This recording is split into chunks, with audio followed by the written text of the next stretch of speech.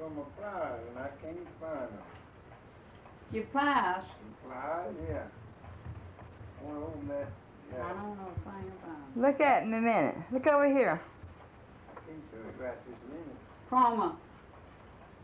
Marie said, look at her. I can do it. I can. It's all right.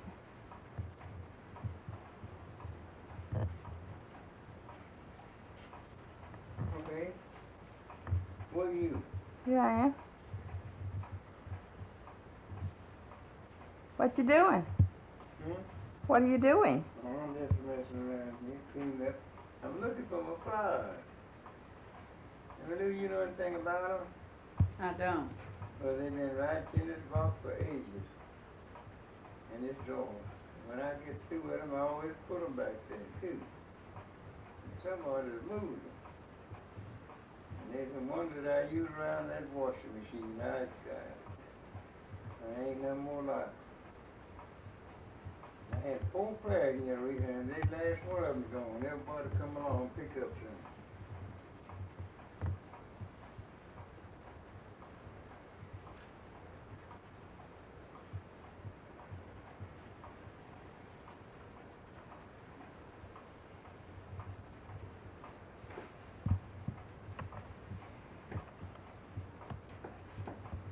Emmy, were you through with me? Right, am we? Yeah, uh-huh. Okay. You done made?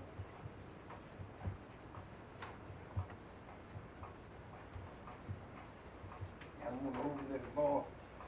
Marie, I want you to look in that middle drawer and get that picture that George sent you the other day. Got your mom and your dad and everybody on it. All the young ones and the in-laws. Yeah. I can brought me. I hope you. Used all my vinegar. I had enough to put up another jar. I hope to goodness you're satisfied. Pepper, pepper. He said he was looking for What are you gonna do with it? give it away. That's exactly right. Somebody wants for I forgot to ask Malcolm what he charged for it. I absolutely they forgot. want some. From that cost $1.35.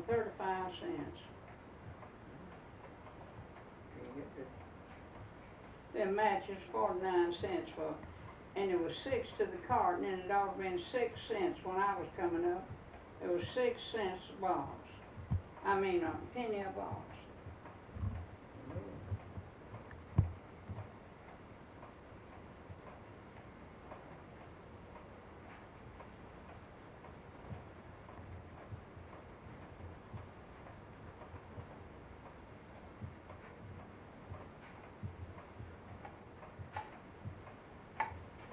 All else says, gee, they'll be come down there every other Friday. Can't remember that, and I'll get you going in. And I need a haircut.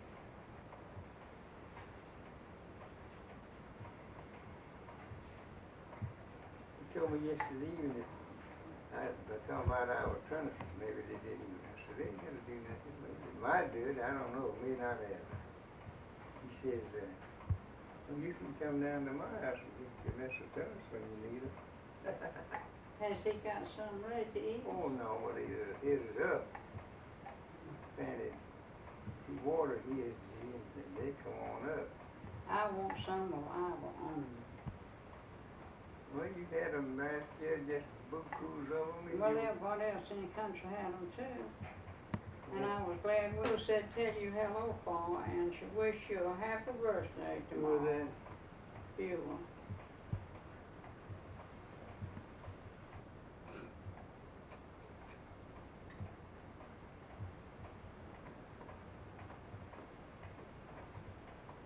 Yeah. That's all right. Old Buell's okay. Pretty good nigga. You know, I've been taking 2 of them over to capsules. They told me to take one night and one morning after meals. And the prescription said 3 a day.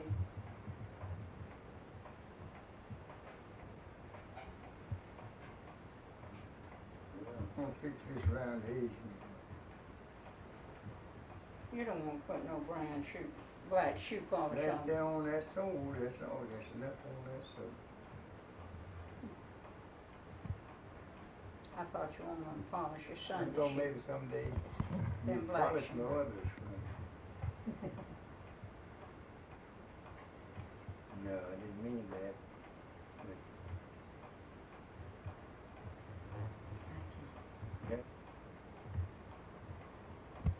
I don't know what I would do. It was right here in the They house. may be in yonder your basket of tools. Huh? They may be in yonder in That's your right, I basket. hope they are. I wouldn't take nothing for them flies, 'cause they would work on the water. It's gonna have kind of water on.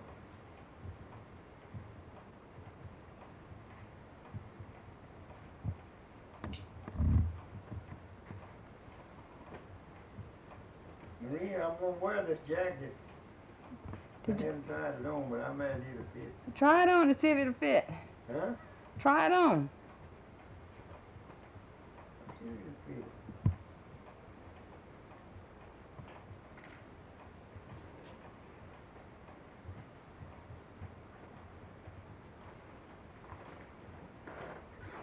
I wouldn't give this sweater, wouldn't give this sweater for now when I've had lately, in a long time. It's lightweight, but it's got the goods in it.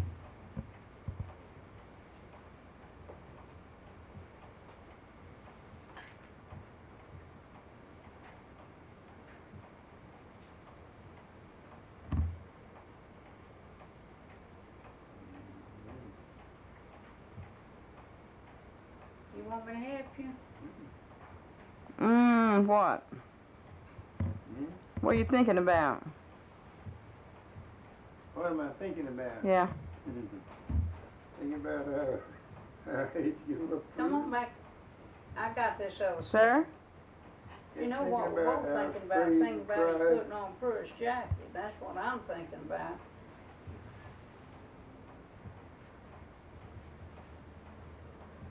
I know one thing, if it's big enough, it sure will be good. It's not so thick.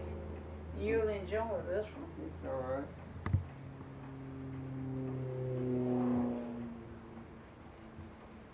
Might have been a little larger on him. I don't know how much larger you want it. The sleeves are too long and there's just plenty of room in this elastic back there. I wonder how this passes with it. I think that zipper would give him Does it button or does it zip? it zips. I think that zipper's a little crazy. You might not want to zip it all the time. See, the zip went crazy. Yeah, I think I put a new zipper in that once or something. It seems like I did. But you don't always have to zip it. You can just. You won't I want want what I want. You won't want a zip chair in the house. Me and sister went to all this. She's Drove up and about all one time. A year or two ago, hunted me a jacket. I want one like this, only I wanted buttons on it. This is so light and nice. It's not quilted like them old quilted shirts. That's a good one too. Got zipper pockets. It still smells like Pruitt.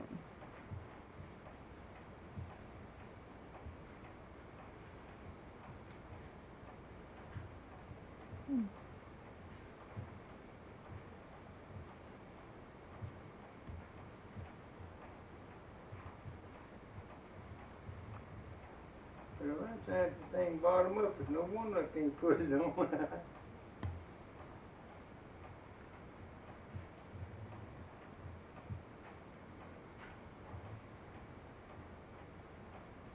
So you were born in what year, Daddy?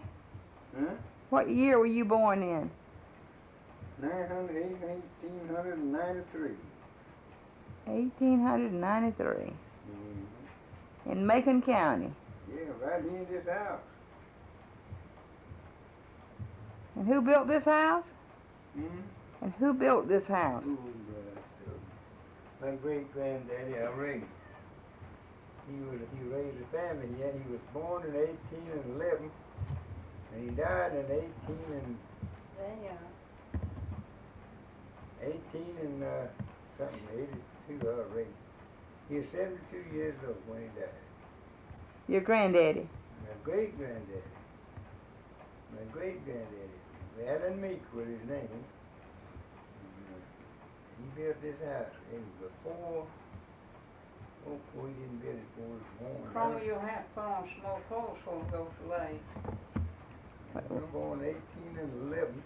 He died in 1882, I think. And what was his name? Alan Meek and W.E.K. He's the one that's buried over here in the cemetery with the iron fence around it. Down at old Mount Zion, Primitive Baptist Church, over at Grangerville. Used to be Grangerville. When Sam Johnson, S.K. Johnson, had a big store there. Full merchandise, everything. And see, there wasn't no cars, no nothing like that in the days. And there wasn't no We ain't gonna sit here, right? George Street and Butler and Reynolds and Overtop, Montezuma, and Ellerville. That's about as close as it was. We had a doctor, had a drugstore over there. Not a first-class drugstore like we have now, but folks didn't need all this medicine like they take it now. They didn't know nothing about it. So he had a doctor over there, had Dr. Child. He had a courthouse over there. And I don't know how many families, several families lived around there, but it was just Grangerville. I don't remember nobody living over there but Dr. Child and Joe Clyde. Joe Clyde was a good friend. All of us friend folks them days. Okay, so Alan Meek was your great-grandfather. Huh? Alan Meeks was your great-grandfather. Alan Meek, yeah. And your grandfather's name was? The man's name was Jake. Jake Cromer. Yeah, And your daddy's name was? Jake Jr. Jake what? What was all of his name? Jake Jr.'s all right. He had no double names I know of. What was your daddy's name? Jake, And your daddy died when he was how old? he about 36. He got shot in the leg, didn't Yeah, we don't have no family record back I there. thought you told me you was 11 years old when your daddy died. Said what? I thought you told me you was 11 years old when your daddy passed. She asked me how old was my daddy when he died. Oh, I was less than 11 years old when he died. He died in 1904. about 40 years old. Who? Your daddy. He's about around between 35, 40, something like that. I don't remember my grandmother, Cromer, Brady either. But I remember my granddaddy Brady. I was the first grandbaby he had. Of course, he had 8 children. It was 8 of them. And I don't know how many he had all told. The diphtheria got in there amongst them. They said it was diphtheria. And he lost 3.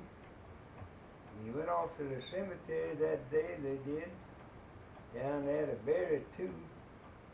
And when he got back home, they had another death. Same day.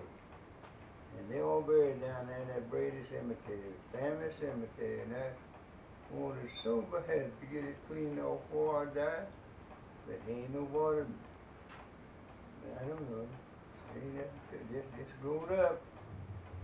It's grown up all over this country too. I've bird hunted and I see cemeteries over yonder, way over in the woods where it's done grown up. Some markers there. Used to be one right down here, but over this nigger church. There was a white folk too. Niggers got a cemetery out there. They still use it once in a while. But there was a cemetery down there. I knew it was there. Bird hunted over it on many a day. Fried chapel, Mr. Moore coming on here, whatever his name was, one day. Want me to go over there and show them what it was. Well, it been up, I talked to my brother about it, and he done eat them up. I bet you set them apart. They come on there, they see what that reason for that, they done cleared it up. Clouded it. What, the cemetery? The niggas come along there and brought him, he said, an analog and a casket. And he plowed up down there in that cemetery. Hmm. But I didn't see that. I don't know where. He might have, I reckon he was in it too. The pride, I told him I couldn't go. I had company that evening. And I said, but I couldn't find it. No, I said, you done away with that big red oak tree that was there. Oh, What kind of tree? it was a red oak. Oh. He said, oh, I can find it. We can show you the red oak. I said, yeah. You show me what it was, what some was about. I said, there ain't no need of that me going out there, Mr. Man, whatever your name is. I said, there was Clyde Chapman sitting there in the car with him. I said, Clyde can show you, he knows all about that cemetery. He didn't know a thing about it. He's born and raised right yonder. Plowed by the side of it on many a day. I've seen him at it. No, he done it. So, He didn't know a thing about no cemetery out there. so tomorrow you're going to be how old? Huh? How old are you going to be tomorrow? Me? Yeah. 96. Well, what do you contribute such a long life to? What do you think? How did you make it for 96 years, Daddy? Well, I didn't make it by myself. The Lord been helping me to make this. That's how come I make it. All my friends and neighbors that grew up with me is done gone. Yeah, I can't think of a single one. It's around my age that I used to come up with, fight with. They're all gone. Yeah, Emma Lou's helped you a little bit, hadn't she? Huh? Emma Lou's helped you a little bit, hadn't she? Oh, she's been a world good to me. Yes, I wouldn't take $1 million for her. You have to take it Oh, if you she's got a- it, because she ain't worth a dime. She's a little bit aggravating sometimes. Yeah, more than I am, I guess. But we don't have no trouble. We've had 15 years of it, and it's better.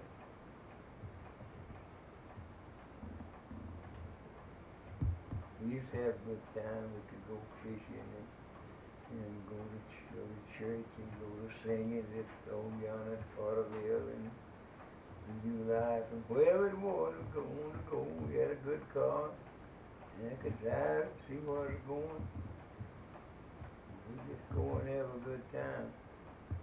Go fishing. She was going with me down yonder. She fell. She fell over a log down there one day. And you didn't wait for me neither. I said, if I ever get back to the house, I'll never come in here with Homer. Moving up through the swamp, and the log, it's down the log down there, and the water, when the creek would get up, the leaves would back up against that log. I just stepped on over it, you see. She stepped on them leaves, and away she went. Did Come you? and tell about the time you and Roger Screamer went fishing and y'all had to take your clothes off to get on the other side. There was women over there and Yeah. y'all had your clothes under your arm. Oh, that's on the river. I never heard that story. Huh? That sounds good. Tell me that one. Tell her about it. Me and Mr. Henry had a place where we could wade the river. The river was low. We wade across what we call the old river. We catch a lot of fish over there. Went over there, Roger Street one day, me and him. Getting late, we had to cross that river. I told him, I said, son, you better go, sun getting down. Yeah, getting late. So we did, we pulled across, we had to cross over what we call the Cane Island. Was a big place. got over yonder, we was gonna cross. And I said, shoot, I said, we can't cross here. He was in there, see, me and Miss Henry took him over there one time, and then thereafter he wouldn't wait for us, he would take it on, he'd go on over there himself. So he had been over there by himself. And I said, we can't do this. Oh yes he can. Said, see my track where I went across the other day? And that was his track. So we pulled off our clothes and put them under your arm. I don't know how we managed our feet, but we had them. He took off across the river. He got out there a little ways and there was a log, you see, down there on the bottom, in that river there. And the water over that log, it washed it out as deep down below that log. Just above the log, it was shallow. But he made a mistake and he stepped over the log and out of sight that son of a gun went. Hey, goodness, and there I was over there like a fool by myself. On the other side, he had just, went out of sight. I did that. But I happened to be lucky enough to stay above the log and made it fine. But yonder was Guy Kelly's boy and his sister, some of them, 2, 3 of them down there fishing just across the river. We walked out on almost. We didn't have a single thing, not in their rag. That's all right. We didn't even hear no more about it. But me and Mr. Henry's going over there on that old river. Get you a lot of fine bream. Y'all used to fish all day and coon hunt at night, didn't you? Yeah. Me and him he was down. Oh. We went one time, we left my car down there at the old coffee, we called it. And the path went down to the swamp. We got out and on we went to fish. Fished on up to the raft slough for dinner. Eat our dinner. Watered around there a little bit. Come find out I had lost my billfold. I had a old pair of overalls. I had me a pair of old, no good overalls for fishing because I usually get them in the mess. Come find out I lost my billfold. Ooh, I said, Mr. Henry, I have lost my billfold. Reckon we can go back the way we come? He said, yes, sir, boy. Every step of the way. But we went back, but we'd been all the morning looking for that billfold. And immediately after I left the truck, I had put it in that old pocket didn't have no bottom in it, and there it lay in the path. Yeah. It had $16 in it.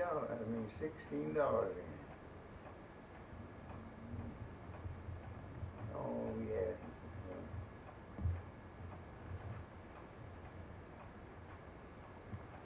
If I had mine to do over, though, I'd be different from what it's been. How? I don't know, but it just wouldn't be altogether like it's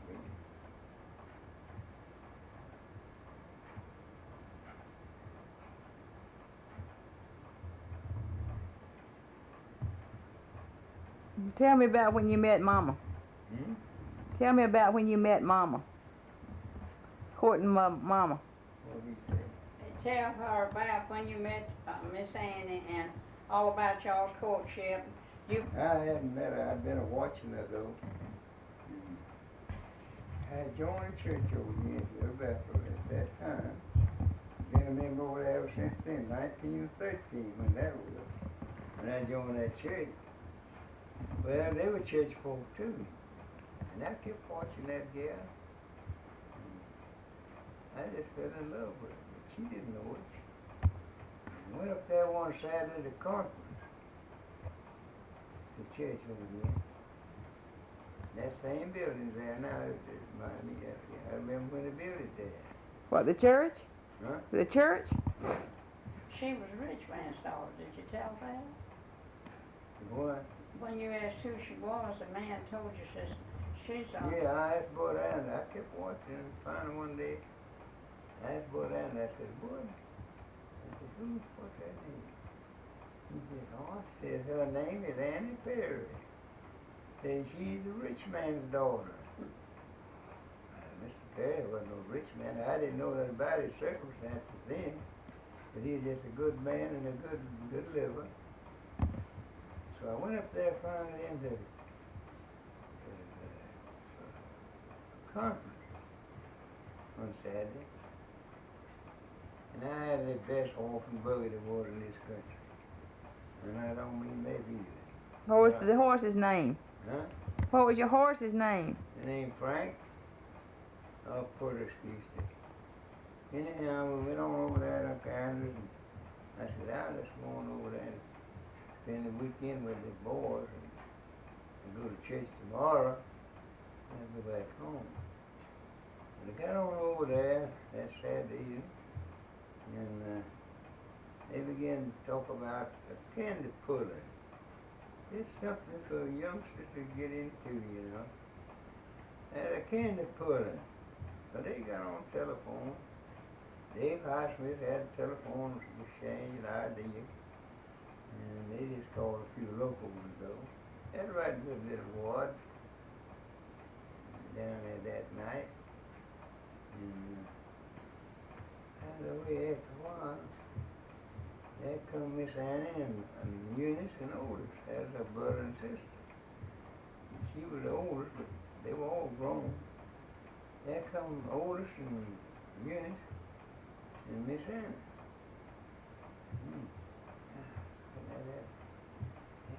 And I just loved her to death, but she didn't know it. And I says to myself, after she got in there, we headed down inside that old kitchen. You know, I expected where they went up and started keeping house. Big old little log house, I think. But it's big as these, they ain't big as these two rooms, but it's a big kitchen in there. And I said, no, and then I said, shoot. I said, I don't know what that gal will help receive me or not, but he's a rich man's daughter, you know. And she was just as happy to meet me as I was. She'd been watching me for Lord knows how long. We joshed around there a little while. Candy was about ready to pull. And I said, how about us putting candy together? I done better. How about us putting candy together? And that was just fine. So we pulled candy together. And during the time we were pulling candy, I was pulling the candy. And I says to her, how about taking you to church tomorrow? Fine. That was just fine. Okay, I found out that where they lived, I didn't know. Me and old boy, we all got that around. He was going up to Chris Emerson to get Bessie. We getting around, we got out our horses after a while. He was driving a gray horse. We called him Charlie. Mine was a bay. Mine called him Frank. We got him out there and we got rigged up. He told me just how to get to the house. I didn't miss a lick. Did it just fine. I had almost a new buggy. I set up old Festus Rice hogs down there. These hogs eating up our corn. I set up his hogs and I got enough money to have him to buy me a new buggy. And I bought it from him. How much did it cost, you reckon? $65. Huh. About that. Tell her about, you told Miss Annie if she's gonna let Clyde Chapman come see us, something that you wouldn't be back. Tell her that, and she told. It's interesting. She said, Ain't more come sit written. down and tell all this. Time we've been somewhere, I don't know where we did. You know, I'd go up there to start with, and they didn't go out. There'd be 2 or 3 old boys there. David and Henry Pierce and Clyde Raven. And then you just sit there and hear them gossip all the evening. And I won't talk to my gal. I got plumb tired of that. And one day I was coming from somewhere. I told her, I said, I see why you carrying on. I didn't come up here to see and hear Clyde Raven in his ears, God. And I said, if that's the kind of carrying on you're going to do, I said, I won't be back. He said, yes, you will. He said, I was going to take care of that. I don't know what you did. But Clyde Raven and in his ears never give me no trouble. Never. I'd been left them up there. After dark, you know, come through that old meadow down there with dark, couldn't see my horse. Just let him have it. He'd bring me through there. Okay, get out up here to where Mr. Davis did, get on the road. That was just a sort of like a wood road through there. They cut off some mileage though to go that way. The road wasn't too bad. But when I got up on that road, I'm telling you, Frank could take me from 17 miles from their house to ours, way to County. He'd make it an hour and a half. Hour and a half. Yeah, he booked the road the hardest way whole drive. So. Me and my mother was going, she'd go with me sometime up to St. Salad to spend the day or what have you. I'd pick her up at night when I would go back home. We was going home one night, over yonder out of David Child. Uncle Ben Bridges lived there then. No, it is. He's gone. David's daddy, one of them. The moon was shining so pretty. He's going down that road, no Frank just was putting his stuff in jail. He was just his boy. Man standing across the road, out on in front of her. I never did know what would come of it. Must not have been no. I just think I must have just thought I saw. Yeah, I found that I never had a wood. But I wouldn't take that round now for a pay. Why? Oh, Why? huh? Why? Well, too much mess going on. Somebody might hurt you. But I had the nicest horse in this country. I don't give a flip. You can see them on television there. They wouldn't know it. They wouldn't beat Frank. Yeah, go get it. I bought that horse from Lee Tractor. He had two. He run a livery stable, see. He quit the livery stable and I bought Frank off of it. I think I get $90 for him. The other one was a gray one. You know what happened to him? What color is bay? Huh? You said it was a bay color. What color is bay color? Bay? Huh? Well, you'd call it red, I reckon. Oh. It wouldn't be,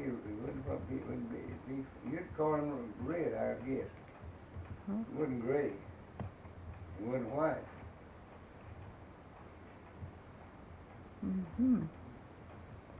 You're a pretty rascal. Tim, what about... You know, and go to take Miss Anna, go to church. Like I said, there wasn't no place to get us hamburger. Folks wouldn't know what a hamburger was them days, no man. You might get a little something. There wasn't no place to go. You take your girl home with her. Go get your girl and take her to church and go back home with her. You eat dinner with her. I went to that house one time, I always get that. Take out my horse and put him in the barn, feed him, and go to the kitchen. But nobody there that day but her.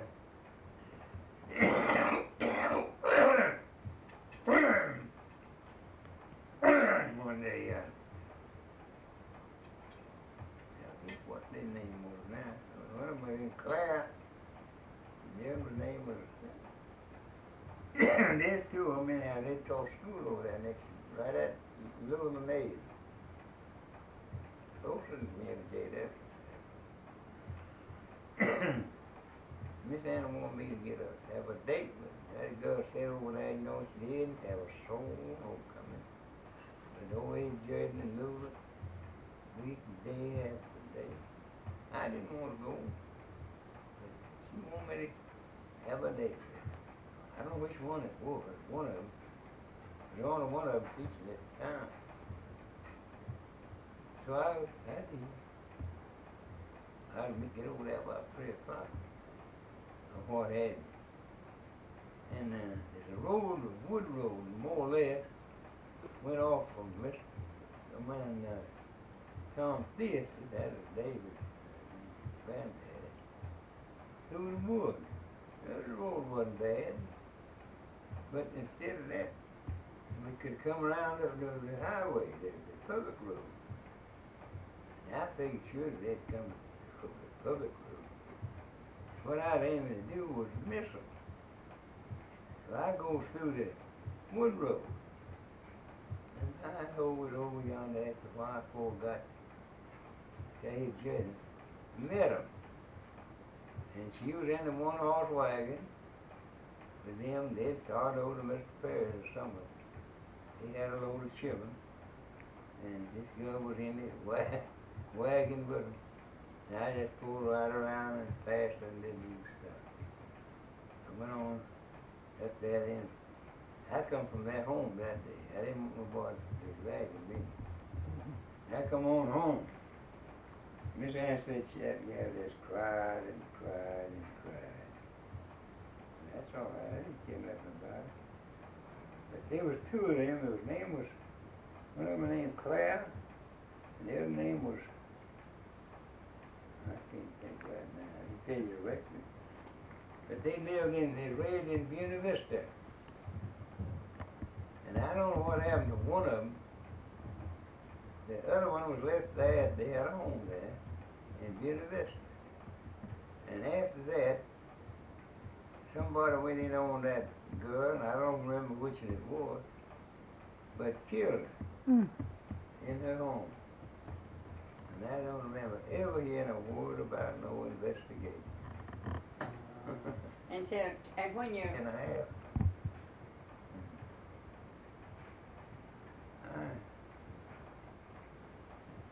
I know not exactly where this took place at, too. I'd love to go there.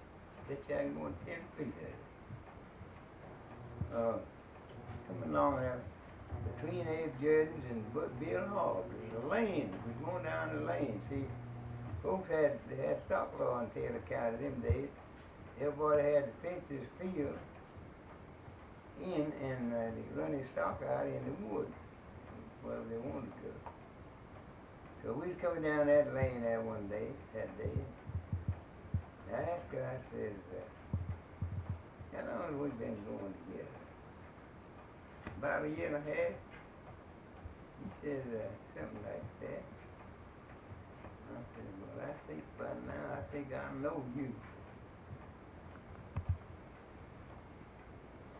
I don't know what she said, but I said, you know what? You love me as much as I do you. She said, and more besides. And I said, you love me as much as I do you. I said, I see no reason why we shouldn't get married. And we talked about that, settled that. That must have been probably in the latter part of March or 1st of April, because we got married on May the 23rd, third Sunday in May. We had preach Emerson to marry. What year? And I was going to ask Mr. and Miss Perry, it seems to me they were sitting out on the front porch on a swing. And there was Grace, she sitting around there about 10 or 12 years old, just big enough to get a knife into everything. And I was after him that day about it. And so I got back home, I wrote him a nice letter. Yes, I could do it too, then. And I just wrote him, I said, me and Miss Annie's got in love, married. So we just want to get married, we just left to have your approval. And I went back up there. He didn't say nothing, I didn't either. I went to leave. I went on out there, hitch up my horse. It's night, right by it. He come on out there, and he told me to hitch up my horse. He said, I got your letter. I said, yes, sir. And he said, we don't have no objection to you and Annie getting married now. But said, one thing I'm going to ask of you, that you'll be good to her. I said, Mr. Perry, I sure will. I said, you don't have no worry about that. And he said, she'll make you a good wife, too. Yeah. That's about that. That went on. So where did you get married? Huh? Where did you get married? Where to get married? Mm-hmm. Right there in that old house. Grandpa's house. Yeah. Mm-hmm. Who married you? Preacher Emerson. And how many years were y'all married? How many years were we married? Uh-huh.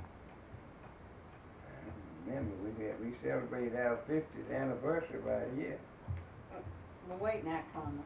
You married in 1915, and she died in 1969. I counted out. I don't know.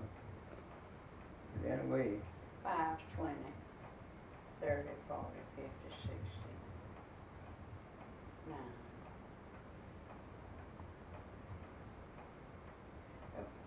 55 years. That's how long we lived together. I think it's more than that. Anyhow, we celebrated our 50th anniversary right here. Just not a soul here but me and her. We just Died, I married 15, for 5 to be 20, and she died in 69. Okay. 30, 40, 50, 60, 9, and he was married 54 years.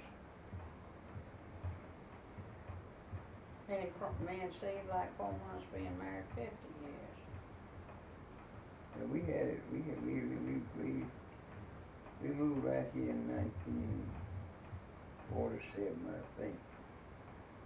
That's right. That's right.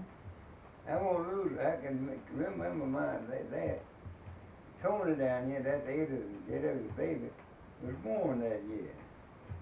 And when he's 47, I'm 47. 47, 57, 67, 87. He's 42 years old.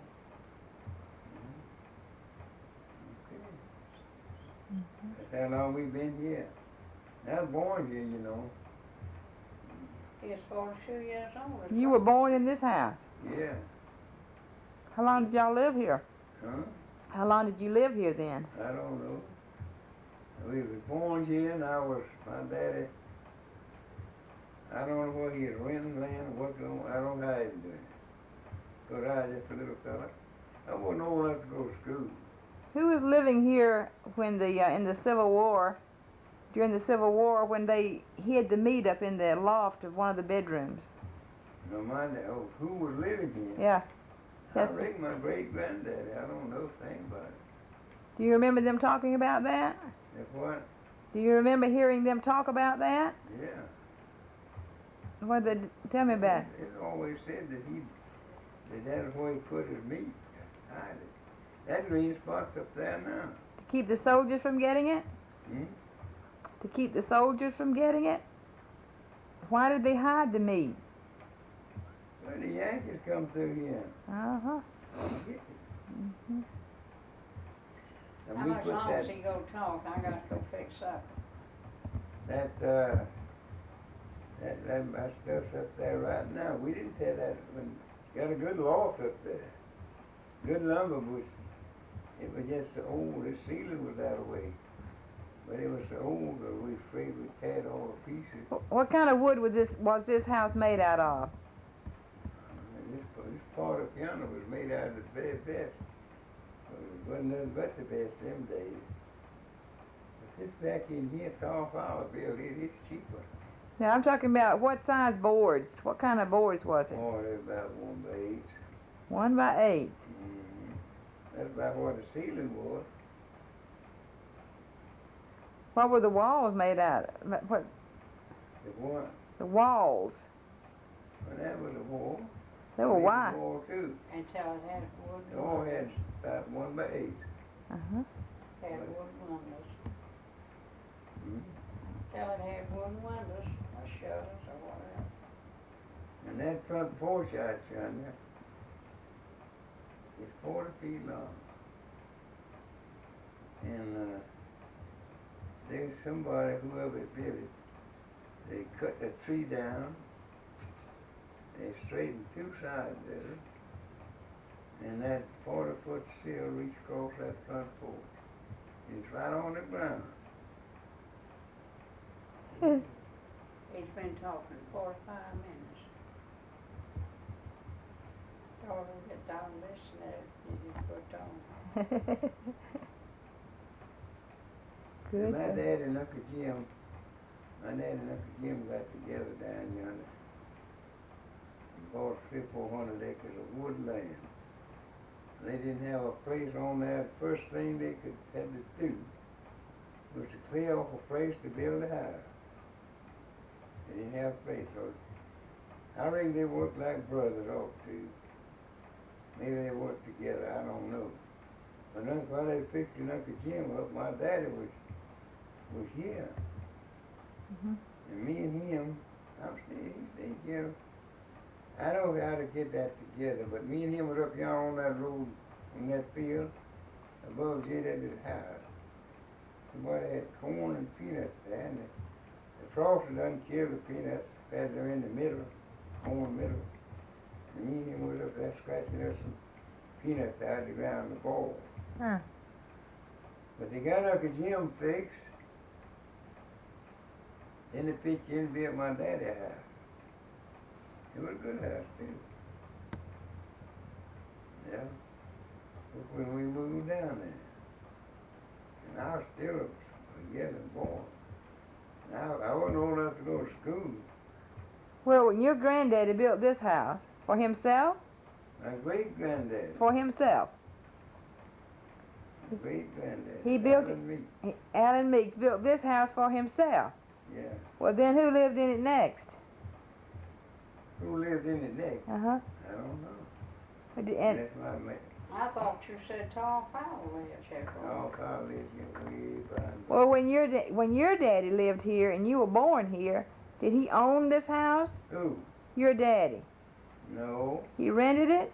I just told you a while ago, I don't know whether he's rented or working on hay, I just don't know. Mm-hmm. But when he got Uncle Jim fixed, my dad, they pitched in then to build my daddy's house, and they did. And I remember when they'd be clearing land down there. They didn't have no crosscut saw. You saw them logs. You stand up on the log cutting them big old logs into that day. And then splitting rails. There wasn't no such thing as a wire fence. I can remember the first wire fence I ever saw. It was a 28-inch wire, just about that high. A good wire too. Mm-hmm. The next wire we had was a 4-foot wire. We never did have a whole lot of it. Tell me about your and Mama's first house and your first meal together.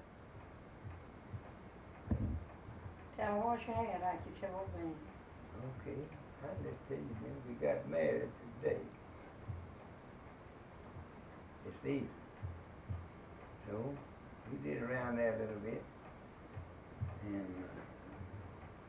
she had a suitcase fixed. We loaded up and we come home. We got down there to my mother's house before sundown. It'll get late in the evening. So the boys, we stopped at the front, and the boys took my horse and buggy and put it up. And I took her on in and introduced her to the folks. And that was Uncle Jackson, Aunt Annie, Uncle Charlie, and Aunt Ada, Dave Highsmith and his wife, Mr. Campbell and his. The rest of them were scattered around. My mother had killed a big old turkey gobbler for that supper.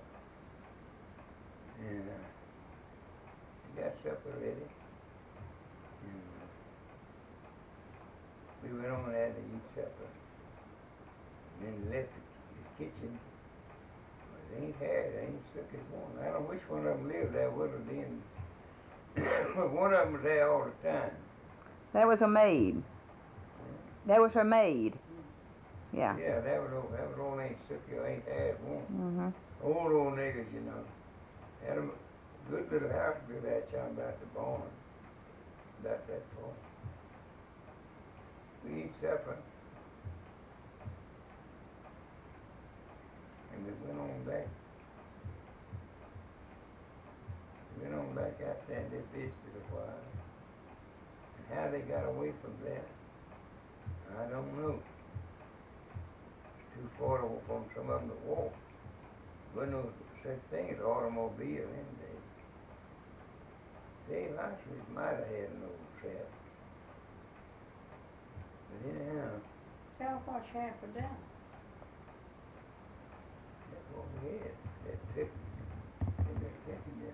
I'm talking about the first meal Mama cooked. Yeah, then. That's it. We got up Monday morning. I left her there with my mother and Mary and Dutch. I got my horse and I went to the field. It was in May, and we had, down in them days was cotton. You had, it needed work, you better tend to it. I went on to the field, and I think I plowed out a watermelon patch that morning. Well, come back in, Dale went it. Her and Mary brought me some water over there. About middle of the morning. Went along then before the bell rang. I took out my horse and went to dinner. Had dinner with my mom. After dinner, I lay around a while. And I didn't see Uncle Boy. He went to the field before I did. He was riding his mule. Hot. I went on that. Plowed right on and I separate. We was going, me and Miss Anna was going to our house. Yeah, we lived at our house, furnished and fixed right down there. My daddy, when he's out. My daddy done bought Uncle Jim out and moved up into Uncle Jim's house. So he had a bountiful supply of water. His well was just, well, he couldn't draw it up there. We didn't have much home. Finally gave out. And Tuesday morning, I got up and I went back to the field. I come in at dinner, and she done been out there in the garden. We had a big garden. You remember, we had a garden. Plenty of it, everything but corn. You didn't have nothing them days but golden dent. It was out yonder in the field, but it's like a few more days of being ready. So we didn't have no corn, but she had plenty of everything out there you want to cook. She cooked. She had English peas. And they were running kind. She called them marfat. Good big ones, you know. Miss Ann going out there, and she had cooked. Got up for dinner. And on Tuesday, after we met Sunday evening, I went home, I carried me a bucket of cool water, and then no ice, no fever, no trouble. You know nothing about it. And that day at dinner, You never did tell what she had for dinner the first time she I cooked know. it. I'm fixing to tell you this. I don't know what was Dutch or Mary. I think it must have been Mary. Eat dinner with her. First meal she cooked, she had English peas, she had potato, squash, and a whole cake that you ain't never seen her like. Went in, listed around the edges, you know. My mama always cooked hers in foam. And a glass of water, that's right with dinner. If we messed around there, come on back up up there in the lot was taking this thing. I got my horse and went on to the field. And from there on, we just went on. Didn't have nothing in the house for it. Yeah, I'd been to town. I bought a dresser, center table, and a clock, and about a half a dozen store chairs. And I'd been over to Charles Draw on before then and bought me 2 rockers. Good. I give $5 for them 2. And when we come back with the stove and our dishes, and knives and forks and things, I just don't know. I don't know what come back. And where was brother born? Hmm? What house was brother born in? What year was Francis born? You born up here on your granddad's old place right up there. In the house where I was born? Hmm? In the same house I was born in? The kids were born now, okay. Bear was born up here going to your granddaddy. Mm-hmm. And sister was born down the road here. See, I got rich up there, and I bought my pair of mules and 2-horse wagon, and went off down here to Dr. Brooks and rented me a 2-horse farm and had a bad crop here, and went broke. My sister was born down there in May the 6th, 1920. And I don't know what hell is, I know where she was born. She was born down there where we moved Esther from. Way down yonder between him and You know where Esther was. That's where we moved here in the coldest night. Oh my God. And I had to get up and hitch up a mule, run down to Mr. Rogers, and get him called off today. And did. And where was I born? You was born up here on the Prairie Place. You remember what day of the week it was? I don't, but it was about 3 o'clock in the evening. I don't remember what day it was. Mm-hmm. Oh, I know every day my children were born on. I know every day. What day of the week, you mean? What day What? were your children born? Freeman? Yeah, all of them. Henry was born on Monday. And Mildred was born on Thursday. And Lewis and Freeman were both born on Sunday. Both of them. Huh. August the 14th for Lewis and January the 16th for Freeman. Boy, about Little Bethel Church? yeah. I can't tell you, I don't know how old it is, but my daddy helped to build it, and I know it because I was in it myself, in and out, just a little fella. But he died in 1904, and it was there then. And I don't know how long, but I remember the old church before they tore it away. Uh-huh. Sit right out there in front of it, so not right in front of it, but right out there, you know, right out there. Old church, it had just rough, it wasn't weatherboard, it had board, but it was rough edge. Mm-hmm. I heard somebody say they chewed it back and spit it in the crack. I don't remember that like that. Ah. But my daddy, they said, I ring it so. He lived 8 miles from that church. And if his mule was busy, he had an old piece of buggy, I think. No, he did. If his mule was busy in the field, he walked to church that Saturday morning. To work on the church? Huh? To work on the church? Now I'm talking about he went there to meeting. Mm-hmm. Yeah, oh yeah, you got to build that church. But I'm talking about if church day come, And his mule was busy. He just walked to church. 8 miles. They called it. They had church on Saturday and Sunday? Yeah, Hmm. so it is. Saturday was conference day. You had to do the right. You had to be right. Didn't it have you up sure? What you mean? Hmm? What do you mean? But you had to come and make apologies to the church for your wrongdoing. You know, I was churching crazy that church over there for, gosh, I don't know how many years. But I just got to where I couldn't see. I got tired of it.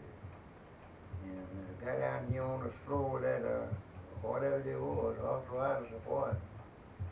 And I had a heap of the old church books in there on that shelf.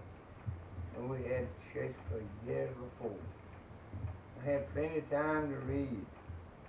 I'd read them. I'd see that old brother Perry had plowed his horse all day, and after supper he'd walk down to Brother A.C. Cromer for some misdemeanor. Brother Jesse Hill, man Jesse Hill, lived old fort over there. But they looked after one another. They cost you out, they had you up at church. Well, how did they do that, Daddy? Well, they just wasn't, they wasn't going to patronize that kind of can on. Things like what? Huh? Like what? What kind of things would happen? Well, you're drinking and dancing, go to dances and dancing. And how would they didn't just immediately turn you out, did they? They gave you a chance to change. You go over there and you apologize for it, they forgive you. And honey, you go right on. Oh, we had a good meeting over there too them days. Didn't I hear you say one time that if you missed 3 church services, that you had to go before the church? Well, I'm sure she said it, yeah. Oh, I didn't have it on. You got to go back over that. Mm-hmm. I didn't have it on. What about the foot washing now? Like 5 minutes spend time for it. My daddy was first cousin. And, see, I reckon, I can't figure out how else it could be. Is my great-granddaddy, Alan Meek, was raised here. I mean, he raised his family here. My grandmother was a Meek. And she married Jake Cromer. Jake Cromer, that's my granddaddy now. My granddaddy Cromer and Mr. Jim Kelly's mother was brothers and sisters.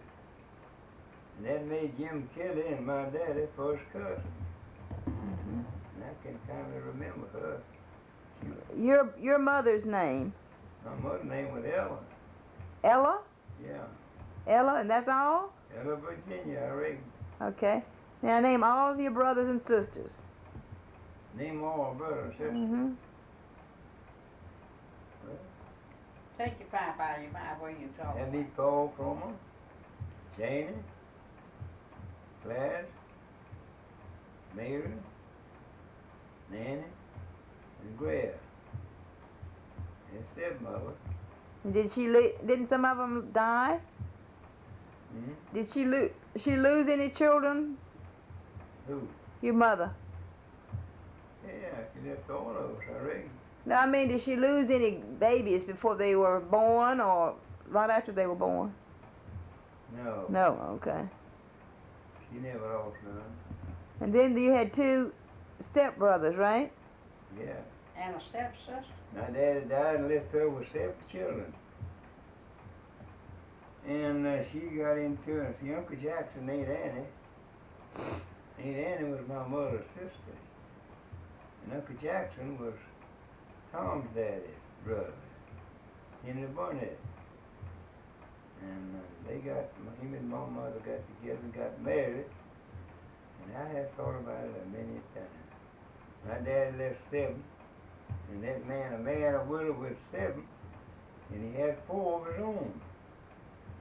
That is 11. And later on, not too late, they come 2 more. And there were 13 of us young'uns under one roof. Good. How big was the house? Oh, well, I see it had 1, 2, 3, about 4, 5 rooms. We had room enough.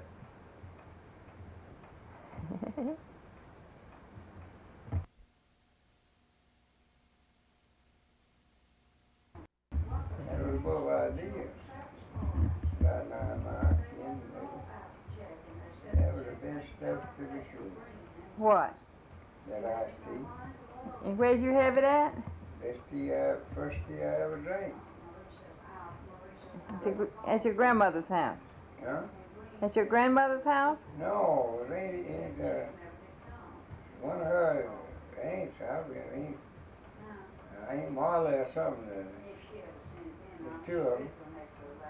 And old Bob Turner was their brother, Nat Turner, and Bunk Turner. They were old bachelors, widows, or whatever you call them, never been married. None of them. Oh, he made, one of them old made, she did marry old Preacher Green after they were dead old. Old Preacher Green lived down here in Pine Level. We lived about 1.5 miles across over there. And Cam Mead had come on. And people moved everything down there. For about 10 days. They lived down at the campground. No sign of it now. But there was a huge tabernacle. And there's about, I think I'll try to count, there's 11 tents there. What we call a tent would be just like a big mule barn with petitions in it, you see. And that's where they sleep. They had their bed in there. Had the chickens in there. I don't know what all they lived down there. Old man Sam Johnson, I tell you about him. The other day, he was one of the big shots. There's about 11 of them tents down there. And people went far and near to that camp meeting. He had a marshal there. I was filming out. And we was forward. And then they had no electric lights. Didn't know about one of those days. They had the swinging lamp under there, and then the kerosene lamp. And they had the scaffold built out here, one over there, one over here about 4 of them. Probably a little lighter laying down there. But the man, the marshal, keep up the fire. Give me about 4 or 5 preachers there. I got one that they clip it out of a newspaper up there right now. Of them old preachers. 2 of them, 5. I don't know, there's 4 or 5 of them, 6 maybe. And 2 of them there. It's just a newspaper clipping, but it's been there 40, 50 years. And you believe it or not, it'll wear out, just line up there in a book. Yeah. But there was old John McGee and Howard McGee, their brothers. And old John, then his daddy sent him off to make a preacher out of him. And said, God come along and took a hold of Howard, and then he used that, just be his daddy all too. And he wanted me to take the place. And I did. But about, I think it was 1926 maybe. 7, we sold it to Uncle Cliff. Well, we made a bumper crop that year. We done picked enough cotton in August to pay our bill. We was all out of debt. Me, James, and all that. Old James is still living. I'm going to call him the other day and talk to him. And our Uncle Cliff come up here telling me about putting out some pecan trees. And I told him I didn't want to fool with them things. Then he said, you can put them out, there's 50 of them. Put them out, said you can have the nuts long as you stay in. I stayed there 20 years, raised my young'uns all there. Stayed there 20 years. In the meantime, I bought a little old place up there. Well, no little, 175 acres. Up there on the Barfield place. Pretty good old place, too. No improvements on it. How much you pay for it? $900. How many acres? 175. Mhm. No improvements on it. Well, all in wheatland. No limit on peanuts them days. You could plant all you wanted, but you had a lot of acreage you'd sell for, I think about $150 a ton. And the other went for oil stock. And they sold for $80. And I had an old nigga down there, he had the end of the stock. I had a fair mule, a mule old horse up there, he's looking after them. And he had 15 acres of peanuts, and there was a lot of, it was $150 peanuts. But somehow or another, I don't know what made it, don't know, never have known. There's nothing between us. But he moved away and left it. And that's all right. That fell right back in my hands. See, I had that $150 peanut crop there. Then Charlie Turner over there, a nigger. Plenty of nigger boys and mules. And he took about, I don't know, about 20, 25 acres on ahead. And he furnishing the seed and fertilizer. And Mr. Odom was up there. He had about 25, 30 acres. However many. What year was that? That's that long in the early 40s, I reckon. That's when we took Marie. He stayed with me 6 years and got mad with me and moved away because he had 2 bales of cotton. And the market on the cotton fell every day, after 2 or 3 days. And he wanted to sell the cotton, and they wouldn't buy it. The day when the bottom fell out yesterday, and the day before too, maybe. But anyway, it didn't make no difference. He didn't move far up there with him in Barfield. And we'd go up there and visit him at night, and just had the biggest time. And nobody go about him but us.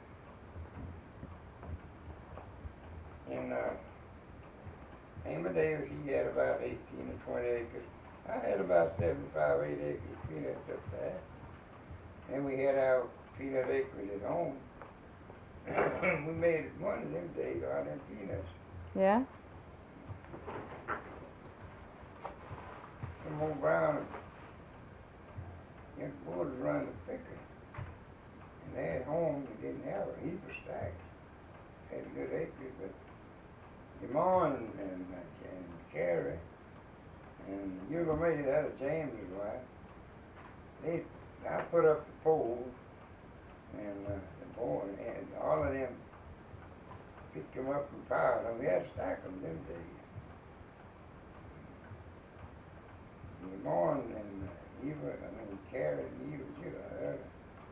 Eula May, they'd stack them. And you had to put them peanuts into the pole. We had them contract with Tom Houston. And he said that if you throw them up there like they do nowadays, the soil is infectionated, it's candy. Well, he got to up there. And the boy got off somewhere, far with his pickup, but finally he got back. I asked him, I said, how many tons do I gotta get down there? Well, he told me so and so. There wasn't a lot of stacks, but what happened, the morning them put Jack and the little fella, little Marcus, little old boy, up on them poles to stack and pack them. It was a heap of them. It's big and turned out pretty good. And I think it was 19 and 28. And the crop didn't get nothing out of them. We didn't plant them more for a year. Not 1928, and we're talking about 1940 something. Yeah, I know it. We got through that 1940, didn't we? So how long did you keep that farm? Barfield place. Oh, about 6 years. How much you sell it for? $2,500. Wish there any time I hadn't have done it. I know it.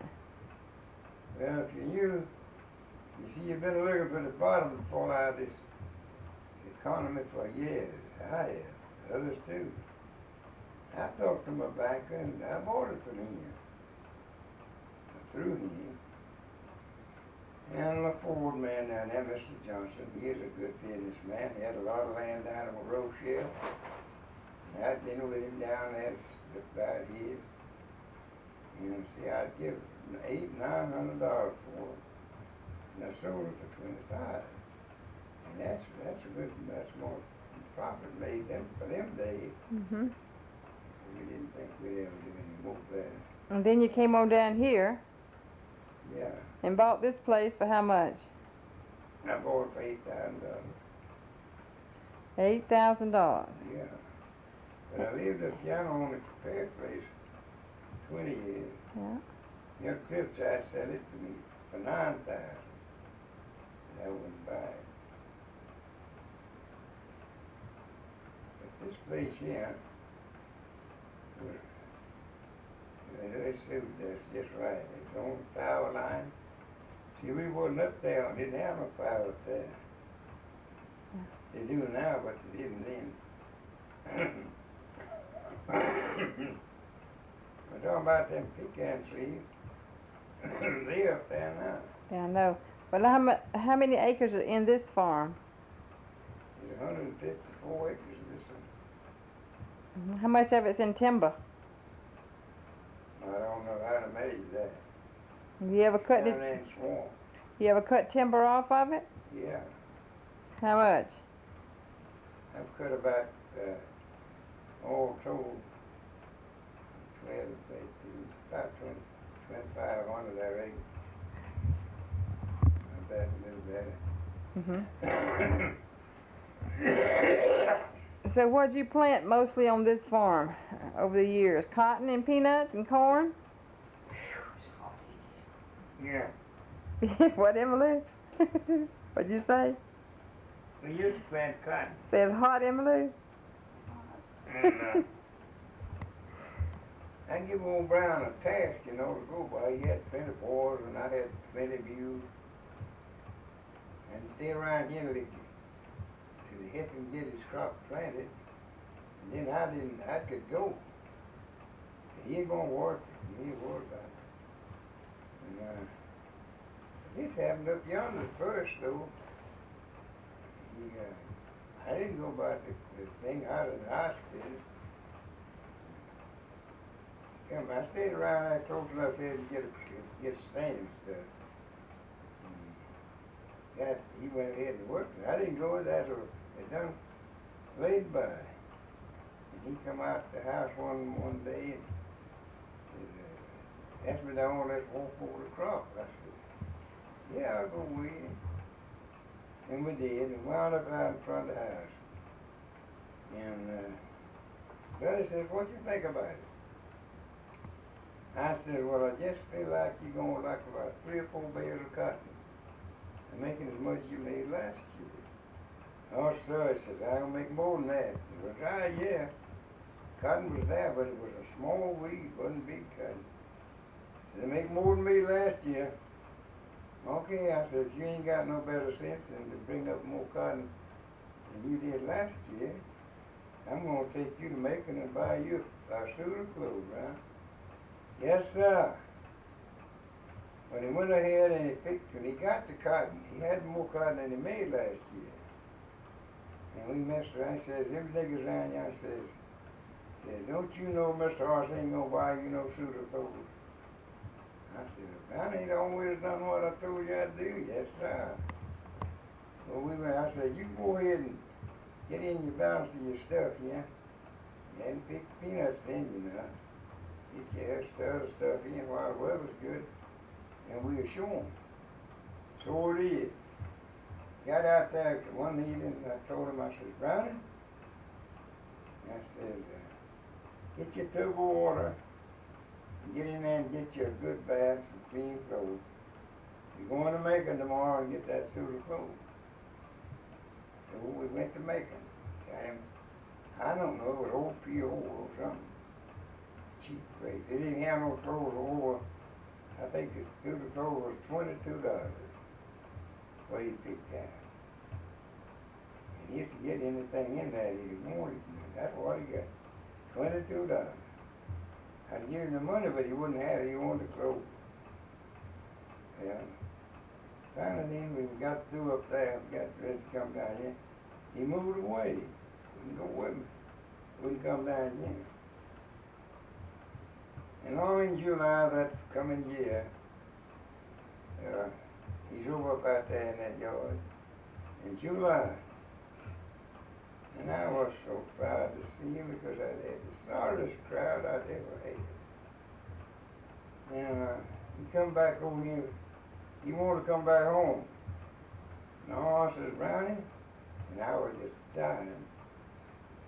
Oh, I was so happy. Because they didn't give me no trouble. And I said, the time I let you come back and get you fat and slick again, you'll be ready to go.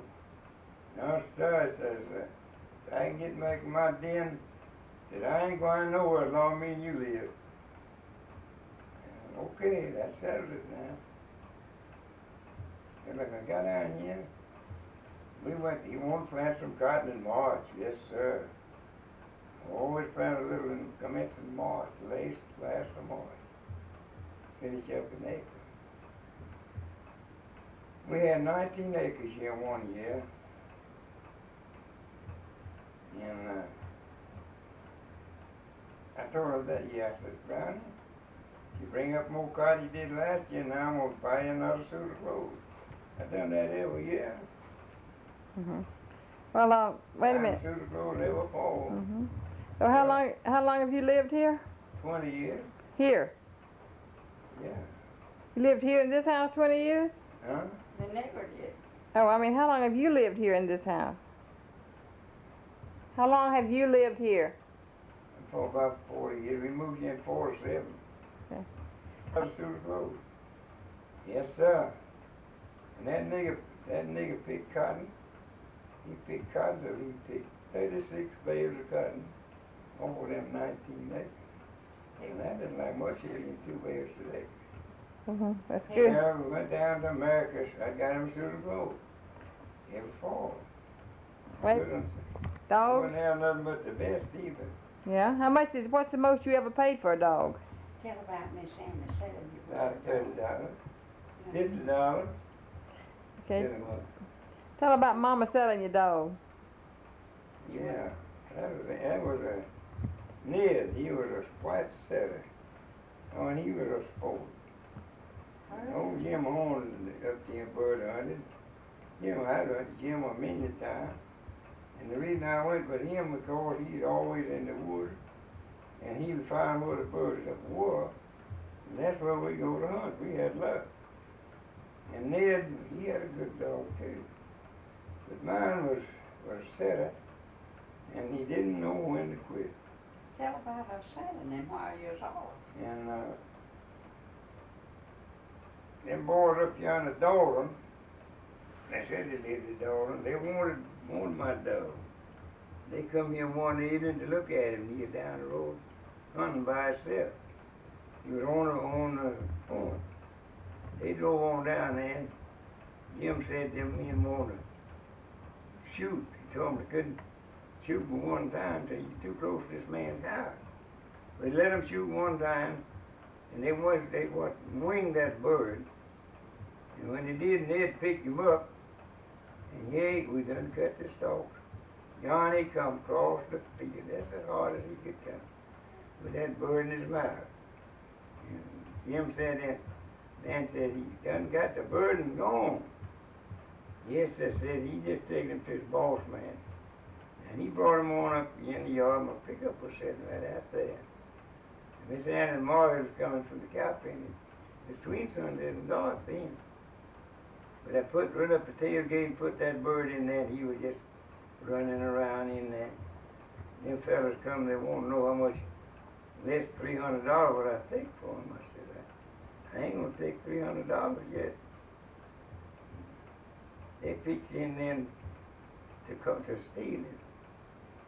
They sent me a check, one day. I got 3 checks. One of them, 2 of them was for W.J. Cromer, and the other one was for W.H. Cromer. But that wasn't for me. I didn't fool with that. I took them over to the post office, and the postmaster fixed them where he had to get them, or else I'd get them back. But sooner or later, I was sick and going to the doctor one morning.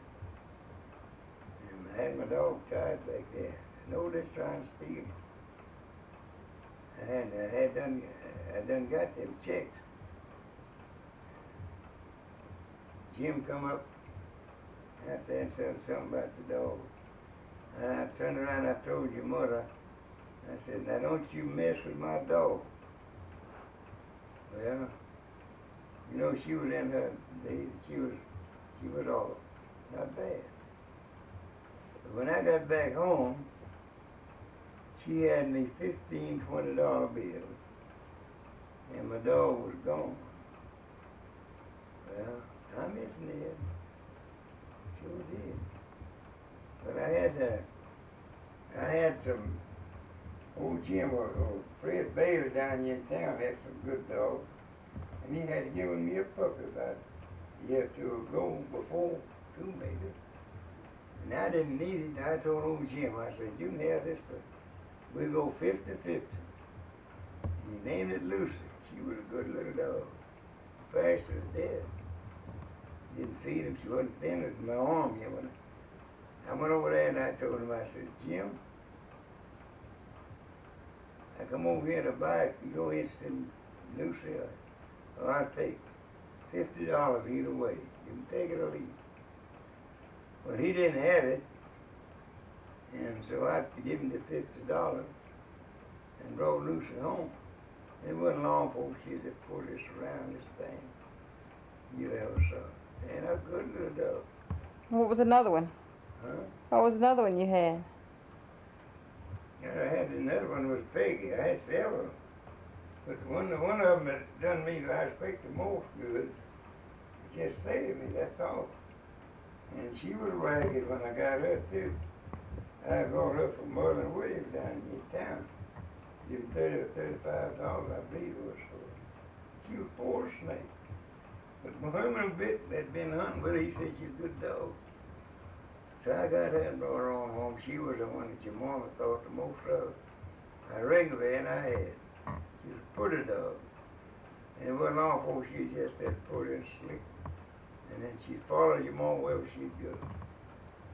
And me and Peggy had been over yonder on that branch behind Claude hunting that evening. It was rained the day before and it was bad off and cold, gray, goodness alive. Had pretty good luck too, up the branch. We come back to the place to go out. And there's an old shingle mill place across the branch. And there was a pea patch over there, had been. And there's some birds there, and I knew it. Peggy knowed it. So I slid that around up that curly.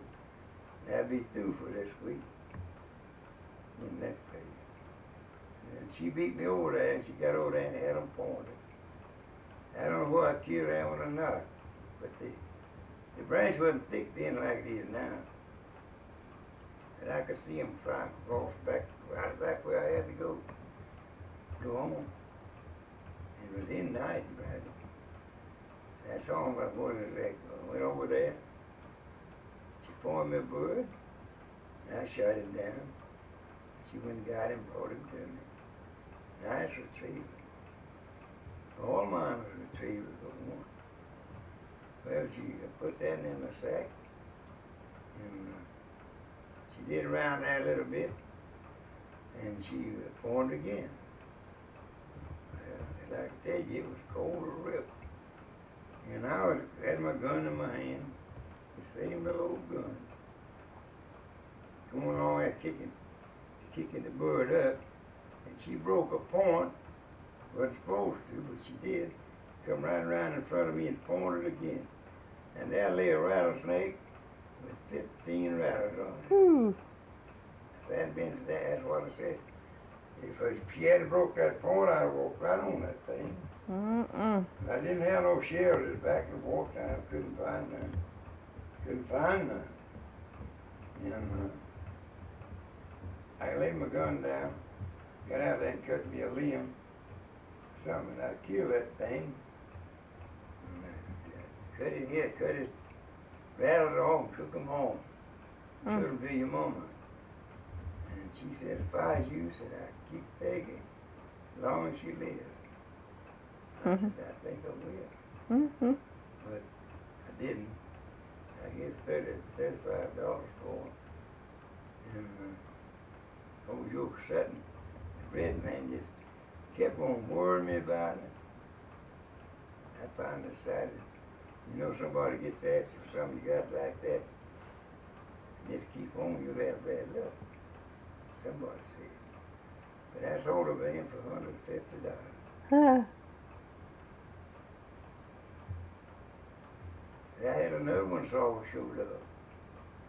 I went up to Arnold Tanner. He's a dog trainer. I had a little old dog. Half-breed, I didn't know it, but he good marking. I'd give $5 for him. Born from Red Lawn. And then just a little Tiana puppy. And I went up to about 2 years, he was about 2 years old. When I went up to Arnold, Arnold finally got hold of him. And I went up there and took mine to get him a training from me. It was after Christmas. He's back in the mule days. And he said, can't do it, Mr. Lawrence, can't train it, can't take it. He said, I got 2 here, I'm trying my best to get out of get 2 will get finished, so I get my money out. I said, I'll go one way this evening. All right, we'll go, we did. And we went. I don't remember what we did. But I said, I want to come back and go again with you. I said, I'll give you my dog and $50 for yours. He said, I don't think so, Mr. Horse. Said, I said, I've got him what I wanted. I said, I think you're going to make a pretty good dog. But when I went back, we found 4 covered birds that evening. And we didn't get a shoot on the ride. It flew up before we get there. The dog didn't do it either. But one cover of them flew up out of there on the bull's vine, and right over in the hedgerow, a half acre, and there never is much cover in a half acre. It's usually poor land. And we got around over there and he pointed a bird. He stood there, and I never seen nothing like it. Just stood there. He got out his can of tobacco, rolled him a cigarette, and lit it, and then sat there and I stood there. Told me about 2 jokes. Then he unbreached his little old gun and showed me 410 breech loaders. Unbreached his gun, put him in a shell, and told Sport, says, Sport, go get the bird now.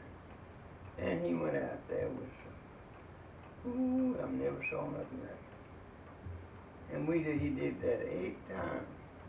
Right there on that one cover. And if it had been my dog, or yours, when you shot the first bird, he'd have run the rest of them off. He'd have went out there. And that's what I got him trained Andy for, but he didn't do it. Papa knew that Steve and I was planning on getting married on Sunday. And we was going to go to Parsonage with 2 of our friends, Ruth and Jack Turner, was going to get married, and we was going to marry on a double ring ceremony. Papa told me at the breakfast table if I'm married, I was going to marry in our front room. We didn't have living rooms in those days. Well, my brother was 14 years old, W.R. Steve lived about a mile and a half from us, and W got on a horse and went up there and told Steve that we would go get married at home. Steve said it was tying his tie when W.R. come in the house and said, well, let me move back down. Well, anyway, came home, we got married, and we went Pine Level to church, and we went from church to Steve's parents. And we got out of the car and started up the doorsteps, and Steve's daddy met me at the door and says, can't you call me Papa? I said, no, sir, not today. And we lived in the house with Steve's mom and daddy 3 months, and then we moved out into a little house lot and went to keeping house by ourselves. And what year was that? What year was that? 1919. Okay. And in 1919, on August the 21st, my oldest baby came.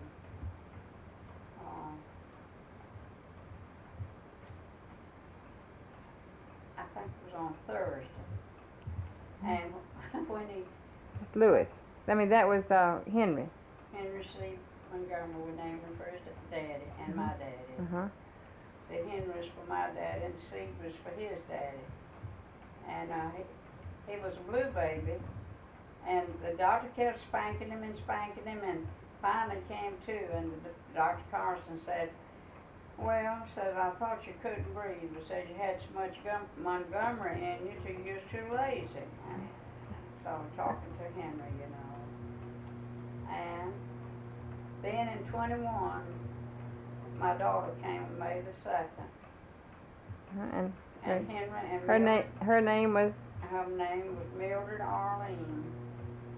And I thought I'd call her Arlene. And Henry was just beginning to talk. He was 21 months old. And he called her Wooney. And I told Steve, I said, we're not going to call her Arlene. And because Henry called her Wooney all her life. I said, we'll call her Mildred. Well, Henry always called her Wooney. And Henry's children always said Aunt Wooney. And when Lewis come along, he called her Beta. B-E-E-T-A, Beta.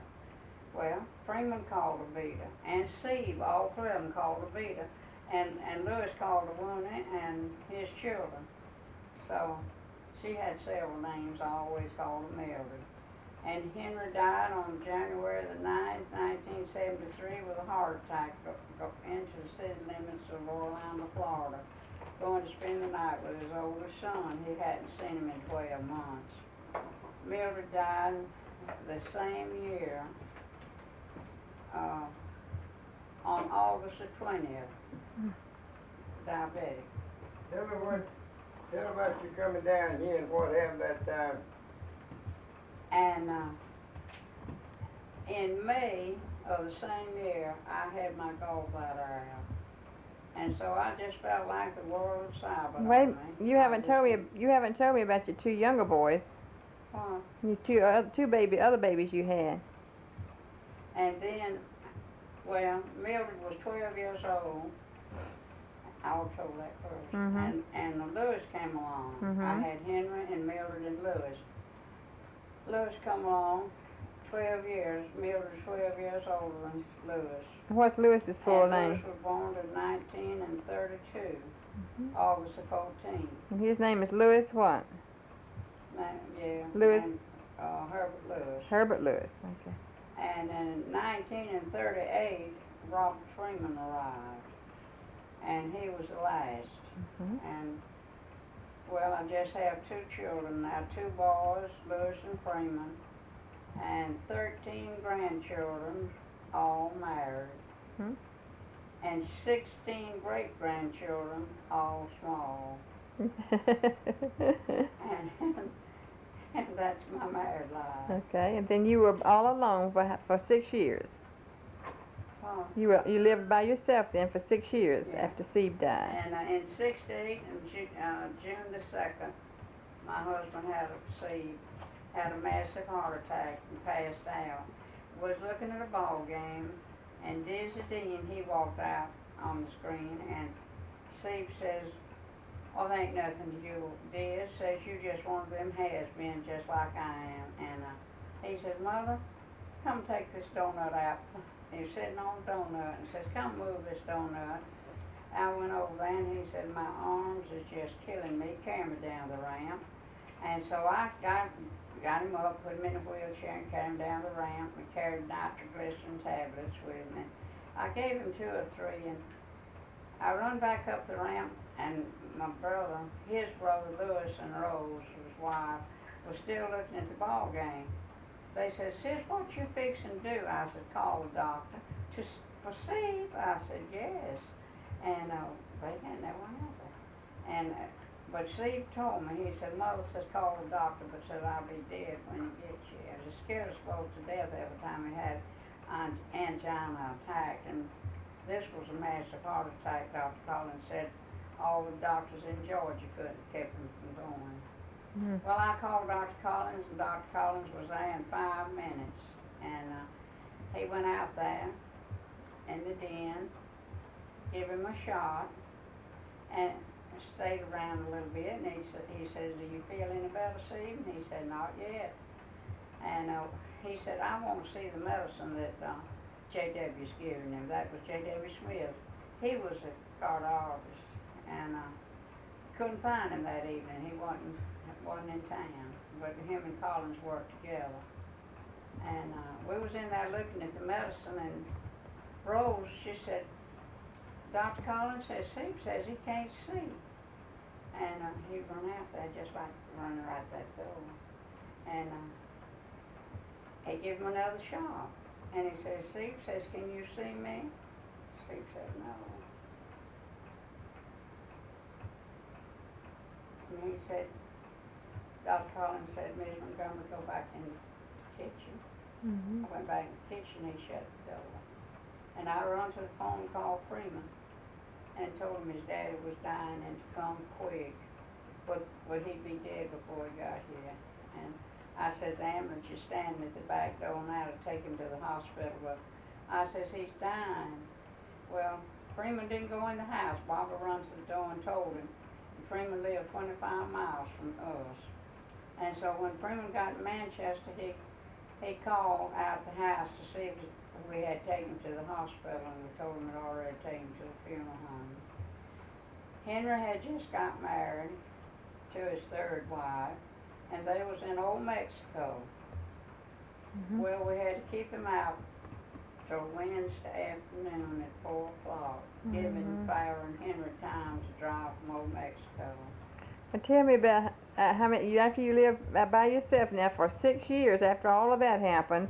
And after all that, I lived by myself 6 years, and then my Steve died June the 2nd in 6 to 8, and I lived by myself till April the 4th, 1974, and there was a very nice old man from my deal kept coming up there, begging me to come home with him. And I would tell him just to get him off my back, well, I'll just have to see the boys. And he'd come back the next time and he'd say, you seen the boys yet? No, I hadn't. Well, I wouldn't be wanting to see them, you know. And I said, well, I got tired of telling him that, and I said, well, I just have to sell the house from her. I can't move off and leave the house. He said, well, if you want to sell the house, Emmy, we'll put a sale sign out in the yard. And so, well, we rocked on that way till we came up there 3 years.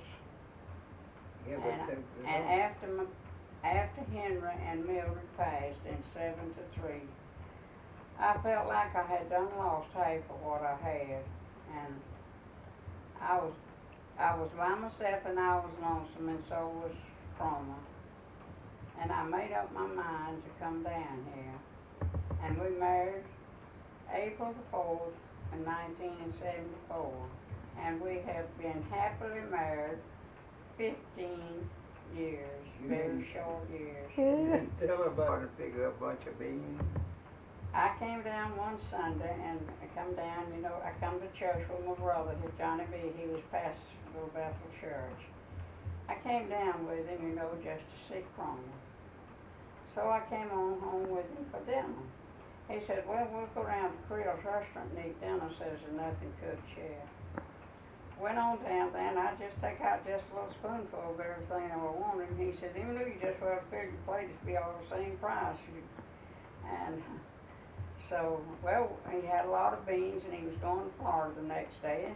He said, let's go out there and pick you some beans. He had 4 rows of running beans, and we picked 2 of them. Well, we picked enough that I put me up 11 quarts the next day.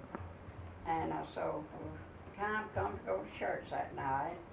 And we started, I got my pocketbook, and we started out the door. He said, put your pocketbook down a minute. Well, I didn't want to, but I did, so he kissed me. Well, that was the first man that I'd ever kissed except my husband, unless it was some of the relatives, you know. So, well, we went together 3 years, and we haven't regretted meeting each other. But when I met him, have we got a few more minutes? When I met him at homecoming at our home church, my sister Kate and I started down the aisle, and he stopped Kate and says, aren't you one of Preacher Lumpkin's daughters? She said, yes, I'm Kate. She said, this is my sister, Emmy. Well, Cromer, he had to tell the first thing about his wife passed just 3 months ago, and he had been just about crazy. Everybody thought he would go crazy. And I said, well, I sure can't sympathize with you. My husband's been gone a year. Well, I didn't see or hear anything else from him, but I thought about it lots. And I thought he lived with some of his children, or I would have called. But I didn't want to call and him living with them. And Christmas, I sent him a Christmas card, and I think that was in July when the homecoming was. Well, he was in Texas. And when he come home, he wrote me a card, and that's where it started. But anyway, I didn't see anything else of him till the next year sometime, about July, I think. He went another homecoming or something at July, and I carried lunch, and so we all got dinner ready, and the men, all the crowd hadn't come in. And I said, oh, I just think I'll fix my boyfriend a plate. Well, I fixed him some of everything that I thought he could eat. And I just went through the crowd with that plate of food. When I got to where he was at, he said, oh, honey, you didn't bring me any bread. So I went back and got him 2 slices of bread, and and my baby, Freeman, they happened to eat together outside on the table that was out in the yard. And so after then, Freeman said, Mama, said, if that old man's got plenty of money, says, marry him. She ain't gonna live long nowhere. And that's been 15 years last April, and he's still living. Oh. They was what hooked him, and I had on a kind of a tangerine coat, I imagine. And so, first time he came up there, he got a retarded boy from uptown to bring him out. And instead of him coming up the street where I lived, he went all the way around the block and brought him up from another way. And so, well, Cromer got out there in front of the house and come up on the porch and asked me to go back uptown with him to take walks. And we did. That was one of the coal boys? Yeah. And so we enjoyed being together, and he'd call me and tell me when he was coming, and I'd beg him to eat dinner with me because it was so lonesome eating by yourself. Did you tell him about you? I had my gallbladder out in May, and I called Cromer and told him that I was going to have surgery on Tuesday. I went in on Monday, and he said, well, look in the almanac and see if it's the right time, if the sign's right. I said, well, I wouldn't know if the sign was right. I don't know nothing about that. He said, well, hold on and let me get the almanac and see if the sign's right. Well, he did, and he said, Emmy Lou says it's right, it's right, it's the right time right now. Says it's in your knees, I believe he said. Well, whenever I went in the operating room, I saw the 2 pints of blood they had sitting there. And I asked where the doctors were. And the anesthetist, he said, they hadn't come yet, but they will be in here. So they didn't want me to see them, and they were standing in the next room. And he says, and I'm going to give you some glucose and make you stronger. And he was putting me to sleep right then. I didn't know nothing. And when I waked up, Dr. Collins says, I know just as much about your boyfriend as you do. Because you just told me everything. And I didn't even have to take a pain shot. They didn't have to give me any blood.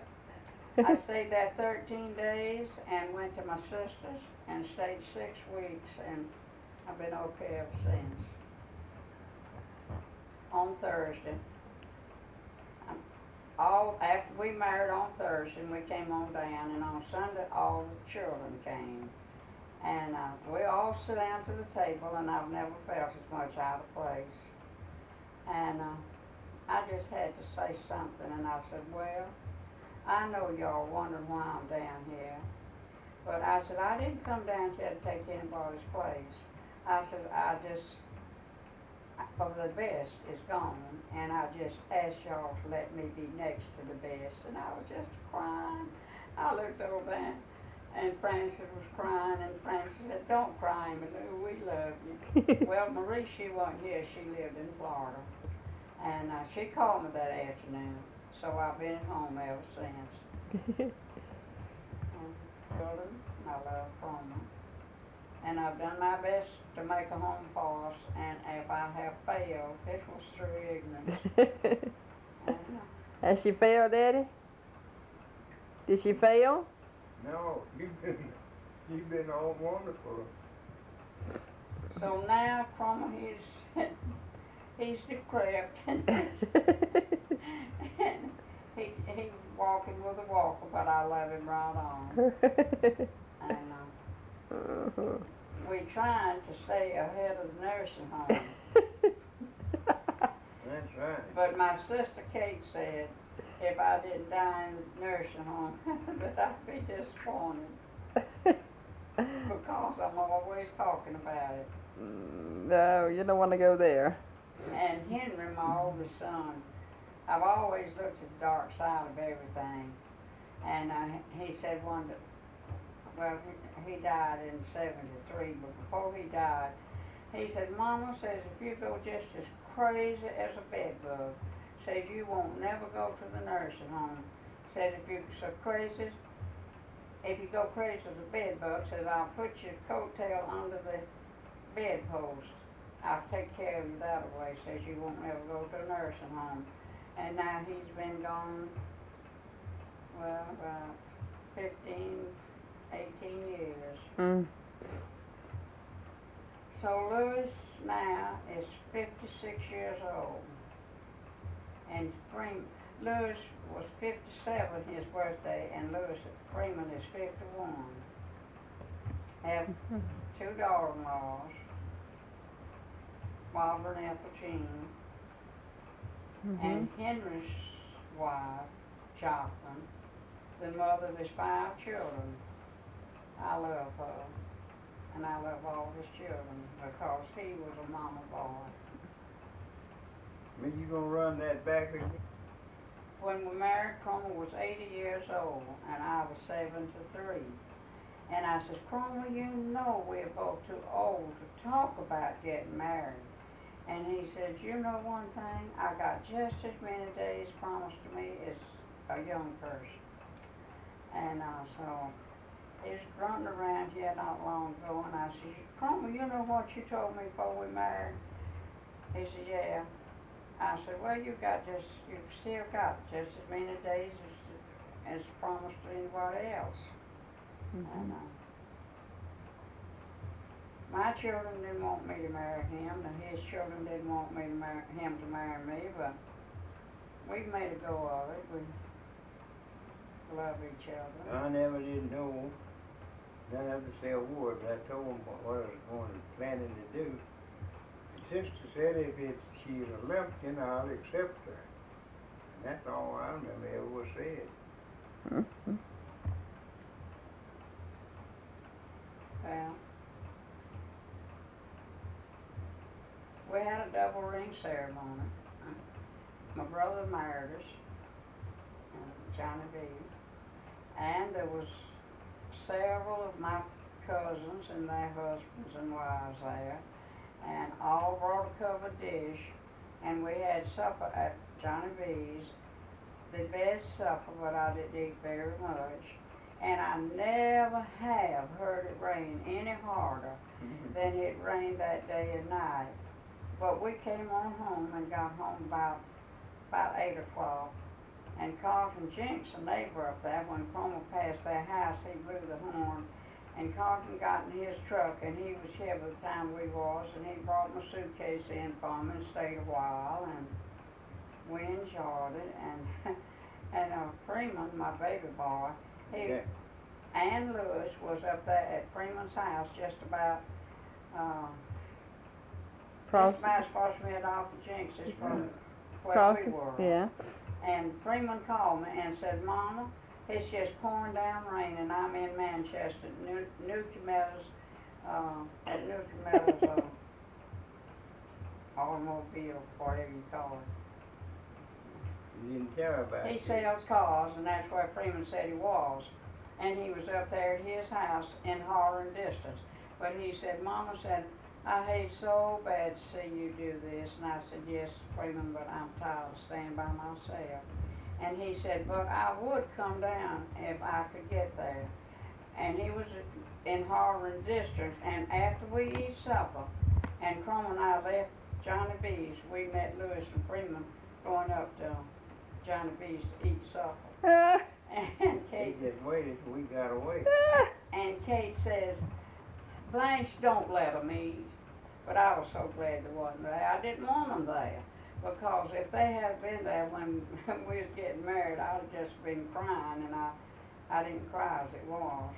You didn't tell her about the washing that the next morning. Well, You didn't tell her about we went washing the next morning by turning the water on me. yeah, I came down here, and he had a black woman keeping house for him, and What was her name? have I got any time? What was her name? Huh? What was her name?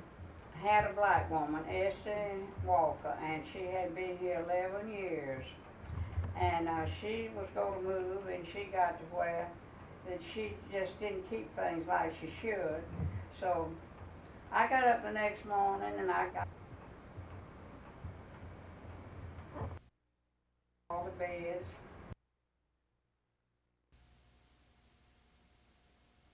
On that ring and type washing machine, he said no, but said we'll try. And so he went on out and was letting the water in, and I was carrying the clothes out there, and he turned that hose pipe right on me. Just wet me good, but he didn't do it intentionally, he just didn't know how. And he just turned the hose pipe right on me. But we had a good time. I We couldn't. enjoyed it. I mean, don't talk that. And we've all got along good. We hadn't had any hard feelings in the family since I've been in the family, and I've tried to be a good stepmother. But all four of them have just been wonderful, and they've treated me just like their own mother. Well, yeah, All right. that's it.